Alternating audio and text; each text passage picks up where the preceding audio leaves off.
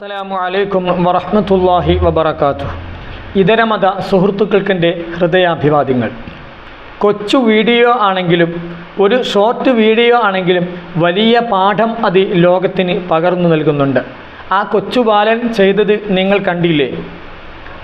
നടത്തത്തിനിടയിൽ തൻ്റെ കുഞ്ഞുകാലിൽ ആ വലിയ കല്ല് അറിയാതെ പതിച്ചപ്പോൾ ആ കുട്ടി കുറച്ചു ദൂരം പോയി തിരിച്ച് ഇങ്ങോട്ട് വന്ന് തൻ്റെ കുഞ്ഞുകരങ്ങളിൽ ആ വലിയ കല്ല് പൊക്കിപ്പിടിച്ചുകൊണ്ട് ആർക്കും ശല്യമാകാത്ത ഒരു സ്ഥലത്ത് കൊണ്ടുപോയി അത് ഉപേക്ഷിക്കുകയാണ്. എന്തായിരിക്കും ആ കുട്ടിയുടെ മനസ്സിലുണ്ടായിട്ടുണ്ടാവുക? ഇനി തനിക്ക് പിറകെ വരുന്ന യാത്രക്കാർക്ക് ആർക്കും തൻ്റെ ദുരനുഭവം വരരുതേ, അവർക്കാർക്കും ഇത്തരം ഒരു വേദന അനുഭവിക്കരുതേ എന്ന കുഞ്ഞു മനസ്സിൻ്റെ വിശാലമായ ചിന്തയായിരിക്കും ആ കുട്ടിയെ അതിന് പ്രേരിപ്പിച്ചത് എന്നാണ് നമ്മൾ മനസ്സിലാക്കേണ്ടത്. അതേസമയം നമ്മുടെ നാട്ടിലുള്ള അല്ലെങ്കിൽ നമ്മുടെ കുട്ടികളിൽ തന്നെ എടുത്തു നോക്കാം. ചില കുട്ടികളൊക്കെ എന്താണ് ചെയ്യുക? ഇത്തരമൊരു ഇൻസിഡൻറ്റ് സംഭവിക്കുകയാണെങ്കിൽ അതൊന്നും മൈൻഡ് ചെയ്യാതെ, നെവർ മൈൻഡ് ചെയ്തുകൊണ്ട് തിരിഞ്ഞു നോക്കാതെ അവരുടെ യാത്ര തുടരുകയാണ് ഉണ്ടാവുക. ചില കുട്ടികളാവട്ടെ ദേഷ്യപ്പെട്ടുകൊണ്ട് തിരികെ വന്ന് ആ കല്ലിനെ അവരുടെ കാലുകൊണ്ട് അവർക്ക് കഴിയുന്ന രീതിയിൽ ആഞ്ഞൊരു തൊഴിലൊഴിക്കും, ഒരു തട്ടും, എന്നിട്ട് അവരുടെ ദേഷ്യം അതിൽ തീർക്കും. മറ്റു ചില കുട്ടികളാവട്ടെ അവരുടെ ഉമ്മയെയോ അമ്മയെയോ ഒക്കെ വിളിച്ചു കണ്ട് കരയും, അവിടെ ഇരുന്നു കൊണ്ട് കരയും, എന്നിട്ട് മറ്റുള്ളവർ വന്ന് വേണം അവരുടെ സങ്കടം തീർക്കാൻ. എന്നാൽ ആ കുട്ടികൾക്കൊക്കെ ഒരു പാഠമാണ് ഈ കുട്ടി പകർന്നു നൽകുന്നത്. ഇമാത്തത്ത് അസാ അനി ത്വരീഖ് എന്ന് വിശുദ്ധ ഹദീസിലൂടെ പുണ്യനബി സല്ലല്ലാഹു അലൈഹി വസല്ലം തങ്ങൾ പഠിപ്പിച്ചിട്ടുണ്ട്. ഈമാനിൻ്റെ ഭാഗത്തിൽപ്പെട്ടതാണ് അതും. വഴിയിലെ തടസ്സങ്ങളും കല്ലുകളും മുള്ളുകളുമൊക്കെ എടുത്തു മാറ്റി യാത്രക്കാർക്ക് വളരെ മനോഹരമായ രീതിയിൽ സുഖമായി യാത്ര ചെയ്യാനുള്ള സാഹചര്യം ഒരുക്കി കൊടുക്കുക.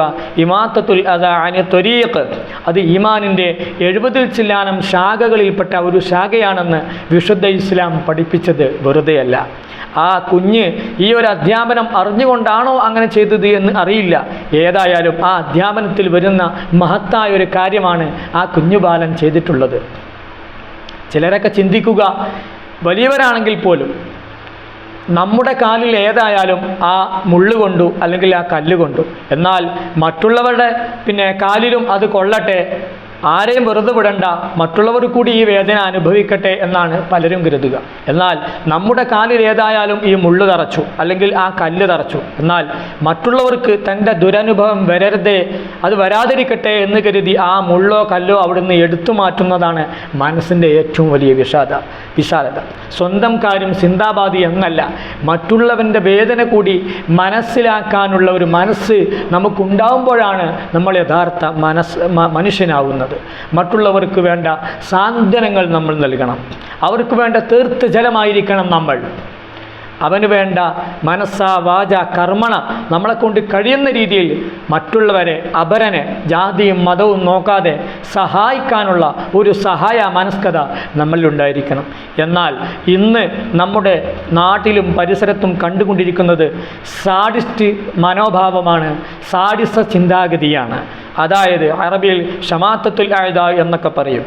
ശത്രുവിൻ്റെ അഥവാ മറ്റുള്ളവൻ്റെ വേദനയിൽ ഹരം കൊള്ളുന്ന, മറ്റുള്ളവൻ്റെ വേദനയിൽ സന്തോഷം പങ്കിടുന്ന, മറ്റുള്ളവൻ നരകിക്കുന്നത് കാണുമ്പോൾ, മറ്റുള്ളവൻ എടങ്ങേറാകുന്നത്, ബുദ്ധിമുട്ടുന്നത്, കഷ്ടപ്പെടുന്നത്, കരയുന്നത് കാണുമ്പോൾ, അത് കാണുമ്പോഴുണ്ടാകുന്ന മാനസികമായൊരു സന്തോഷം, ഒരു ആഹ്ലാദം, അതാണ് സാഡിസം എന്ന് സാധാരണഗതി നമ്മൾ പറയുന്നത്. ക്രൂര വിനോദം എന്നൊക്കെ നമ്മൾ പറയാറുണ്ട്.